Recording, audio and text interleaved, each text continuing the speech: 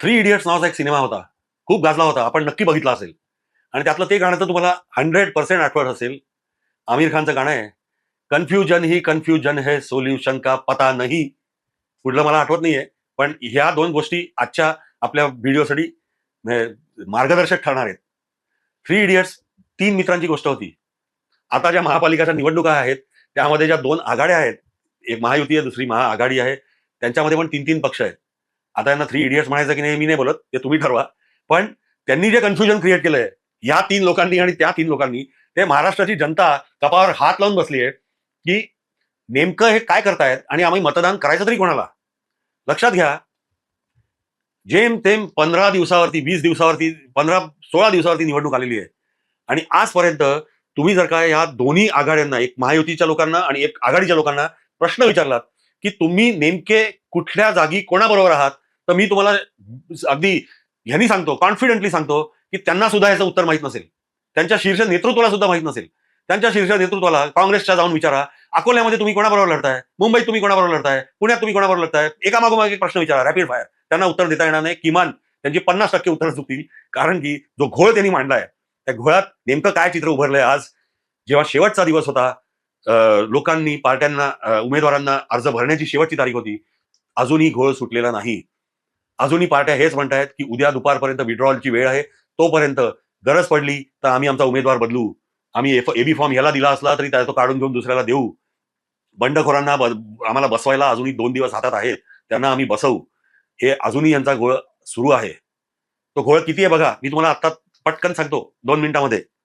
नागपूरमध्ये भारतीय जनता पार्टी आणि शिवसेना एकत्र आहेत, पण राष्ट्रवादी काँग्रेस वेगळी आहे. आणि महाआघाडीमधले गट, काँग्रेस वेगळं लढतंय, उभाठा वेगळी लढतीये. पुण्यामध्ये अजितदादा राष्ट्रवादी आणि शरद पवार राष्ट्रवादी एकत्र आहेत, पण भारतीय जनता पार्टी वेगळी लढतीये आणि शिवसेना वेगळी लढतीये. आणि काँग्रेस आणि वंचित बहुजन आघाडी बरोबर आहेत, पण उभाठा वेगळी लढतीये. अमरावतीमध्ये भारतीय जनता पार्टी आणि शिवसेना वेगळे लढतायत, पण वंचित आघाडी पण तिथे वेगळी लढतीये. अजितदादाची पार्टी तिकडे वेगळी लढतीये. उभाठा आणि काँग्रेस तिकडे एकत्र लढतायत. परभणीमध्ये पुन्हा अजितदादा आणि शरद पवार यांची राष्ट्रवादी एकत्र लढतीये. भारतीय जनता पार्टी आणि शिवसेना एकत्र लढतीये. उभाठा आणि मनसे एकत्र लढतायत आणि काँग्रेस वेगळी लढतीये.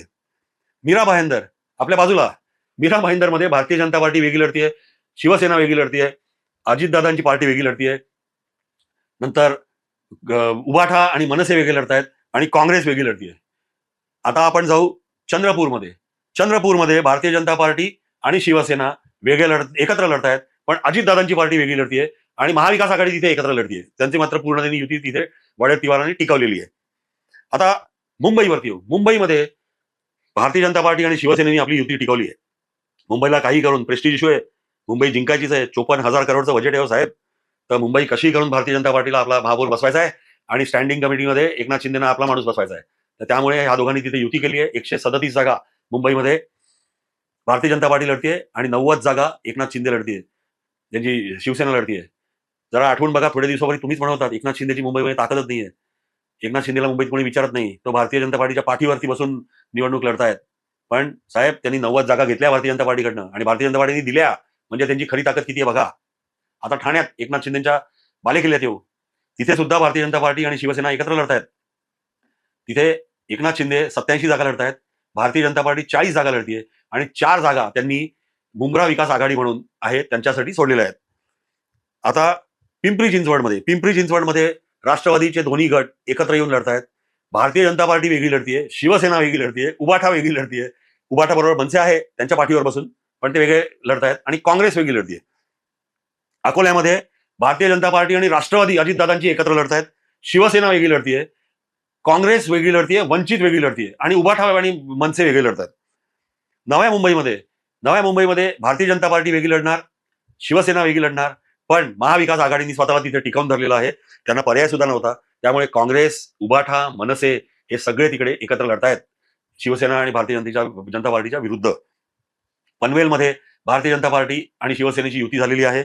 उल्हासनगरमध्ये भारतीय जनता पार्टी आणि शिवसेना वेगवेगळे लढत आहेत. नाशिकमध्ये सगळे पक्ष वेगळे लढत आहेत. संभाजीनगरमध्ये सुद्धा युती तुटलेली आहे. भारतीय जनता पार्टी आणि शिवसेना वेगळे लढत आहेत आणि महाआघाडीमध्ये काँग्रेस वेगळी झालेली आहे. तिथे MIM पण जागा तिथे लढतीये. एकत्र जर का मी तुम्हाला आता एक मोठीचं चित्र द्यायचं, तर 29 महापालिकांपैकी ह्या महापालिकांमध्ये महायुती तुटली आहे आणि सगळे पक्ष वेगळे लढणार आहेत.